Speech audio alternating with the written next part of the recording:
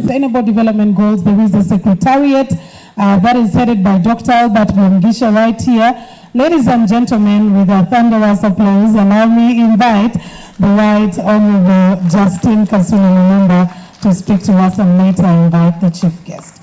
That wasn't big enough. Let's give her a much bigger one, because it's for our efforts that we are here today.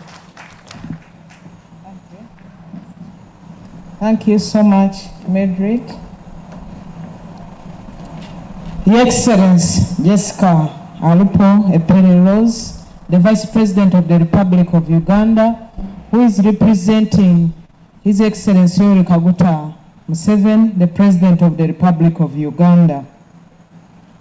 My colleagues, ministers, Honorable Monica Musedero, the Minister for Science and Technology, Honorable Margaret Muhanga, Annette Mugisa, the Minister for State for Health. Why are you shaking your head? I know you. The Head of Public Service and Secretary to Cabinet, the Head of Public Service and Deputy Secretary to Cabinet, the UN Resident Coordinator and the UN Family, Your Excellency, the Danish Ambassador, and all those representing the different embassies, our development partners, heads of missions and agencies, governors and leaders from local governments, representatives from the private sector, media, civil society, academia, the young, the mature, the elders, the old, most importantly, our leaders from the Interreligious Council. Ladies and gentlemen, I bring you apologies from Right Honorable Robin Anabanja, who has not been able to make it, because when we made adjustments in our program, she had to go and do other engagements in other places. And here I am to represent her, but also at the same time as the focal point minister in charge of the SDGs. Your Excellency, allow me inform you of the team that is with you here today.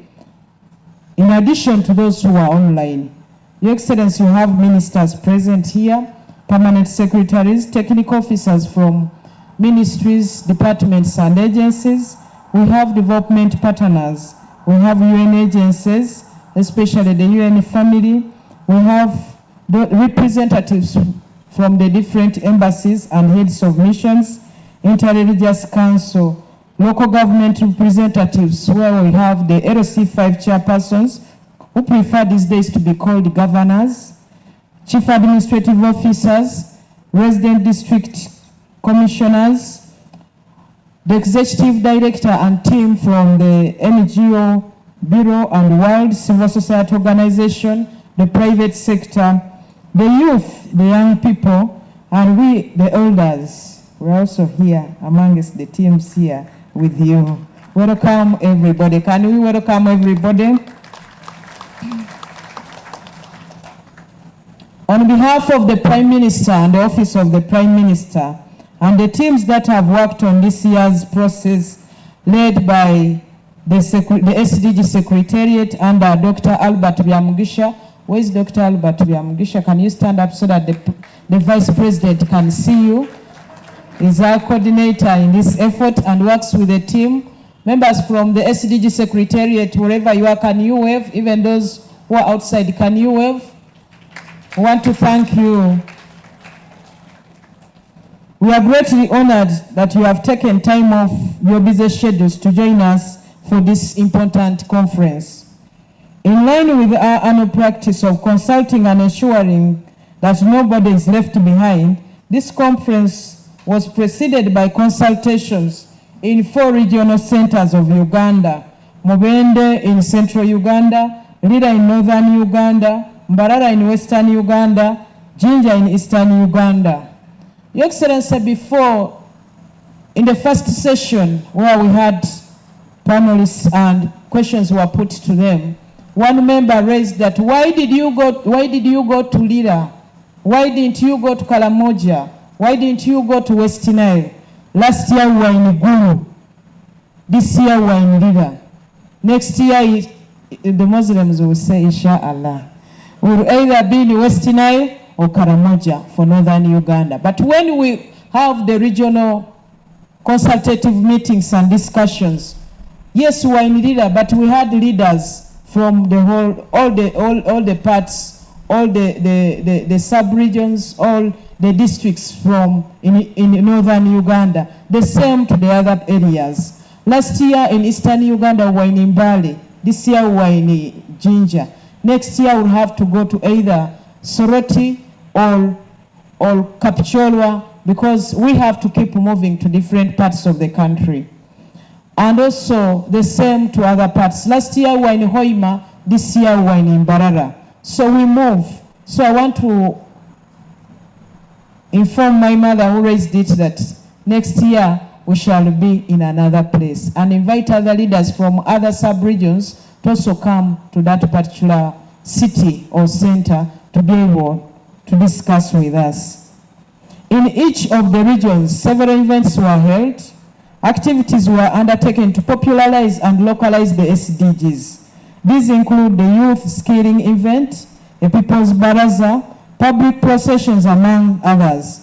I would like to thank the government of Denmark for supporting this work, and the SDG champions under the Uganda National NGO Forum in collaboration with the SDG Secretariat for taking the lead in this activity. The regional events were crowned with the convening of the Stakeholders Forum, which brought together local leaders from the surrounding districts in each of the regions. We spent a day deliberating on the ways in which we could accelerate the attainment of SDGs through various government programs that government is undertaking.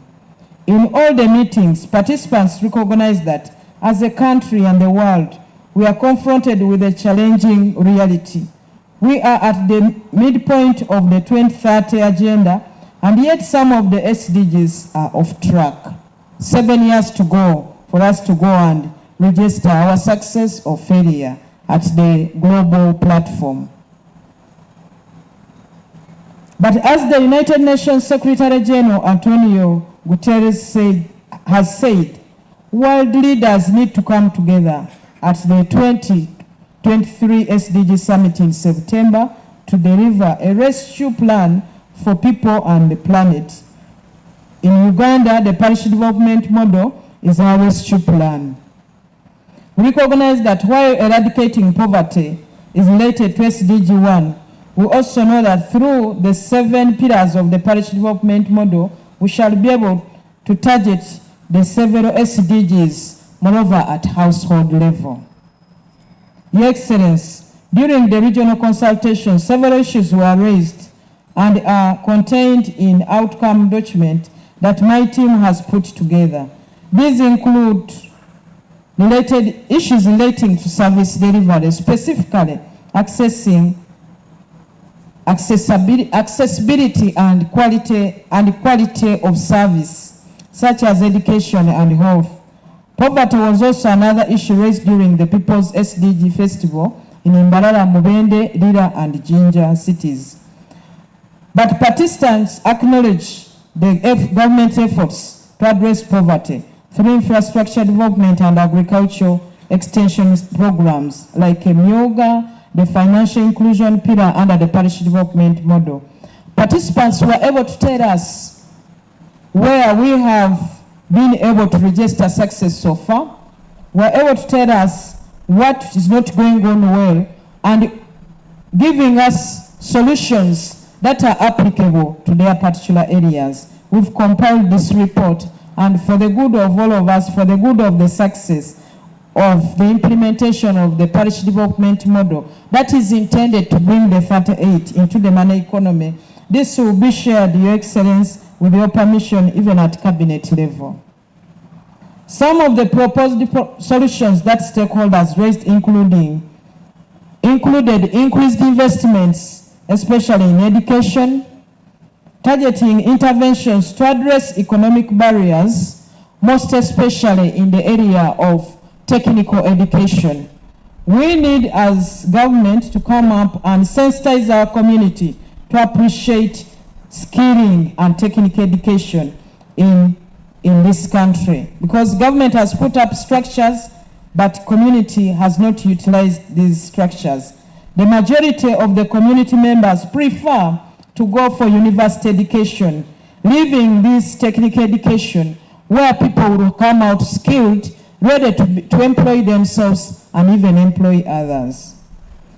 All cities in the 3 regions emphasized that urban planning is a crucial aspect of state development that ensures organized growth and sustainable use of resources within the city. An essential part of this process involves regulating land development. All land development, including construction projects, zoning changes, and modifications of land use, were going through challenges. The community has not appreciated this, and in some of the areas, some of the leaders themselves have not realized the importance. This gives us challenges, especially having organized settlement. On vulnerable groups, participants in northern and central regions emphasize the importance of supporting vulnerable groups, such as people with disabilities, women, and children. Recognizing the unique challenges faced by these groups, there was a call for specific projects and initiatives to address their needs and promote their rights further, in addition to what is happening now, so that they are not left behind. Children stress the importance of protecting and promoting the rights of children. They called for initiatives that ensure information was made on issues like child labor, child marriage, and child abuse. Teenage pregnancies are still rampant, and these were exacerbated by the COVID-19. Participants advocated for more child-friendly policies in addition to the existing policies, and also for in-depth discussion, creating awareness and community-based programs that promote child welfare and development. Through the UN Resident Coordinator's Office and the UN systems in Uganda, all other development partners, civil society organizations, the Uganda National NGO Forum, World Vision, Interreligious Council, that have supported us. But I want to report to you, Your Excellency, we have done our part, we have done our work, but we still have more work to do. In addition to the challenges that we are still faced with as a country, we still have to work with more other groups to be brought on board. We've worked with Parliament, we've worked with Judiciary, but we are yet to have a roundtable discussion with the security agencies in this country to also make sure we bring them on board on issues of SDGs. What they do enables us to do work and achieve all of the other SDGs. But what we need is just to bring it to their attention and make them aware that they are also part of the teams that are working hard to make sure we achieve the SDGs.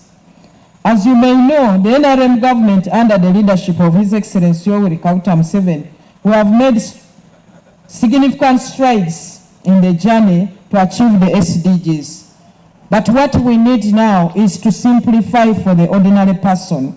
Because whatever you do every day in your life, in your home, wherever you wake up, to make sure that you offer the best to yourself as an individual, to offer the best to your family, you are scoring into the SDG goals. So, in addition, in 2018, the government put in place the National Teachers Policy to facilitate the training of teachers who are competent to deliver quality education and programs such as the universal primary education, which has since 1997 been one of Uganda's policy tools for reducing poverty. And this has been part of the reasons why the poverty we have been able to solve and remain with only the 38 to bring in the money economy. Your Excellency, ladies and gentlemen, in pursuing the Sustainable Development Agenda, the government is guided by the principle of inclusion, leaving no one behind, and reaching the farthest first. That is why our dear President has so far put up 16 presidential industrial skilling hubs to equip Ugandans with or without formal education with vocational skills free of charge and support them in creating their own jobs and also employing others. The parish development model is one which is targeting everybody and that we must work day and night to make sure we bring everybody in the money economy. Once we achieve SDG number 1, no poverty, it will be easy to achieve the rest. The challenges are being addressed through the operationalization of SDG localization guidelines and voluntary local reviews at the lower and upper local government levels, as well as voluntary reviews that we must do every year as a country. I'm confident that the outcomes of this second annual SDG conference will be transformative, address challenges we face, and create new opportunities towards the attainment of the SDGs.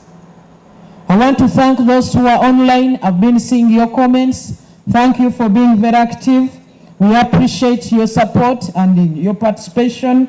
With these few words, it is my pleasure to invite Her Excellency Jessica Alupo Rose Epel, the Vice President of the Republic of Uganda, who is representing the President of Uganda, to come and address us and declare this conference open.